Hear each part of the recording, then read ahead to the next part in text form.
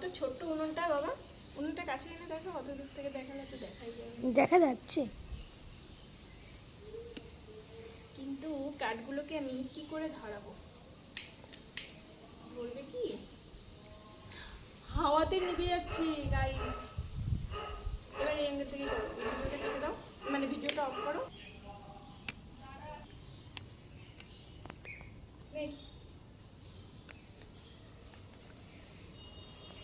Guys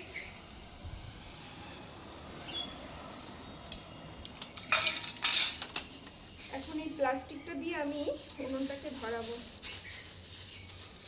দেখি ধরে নাকি।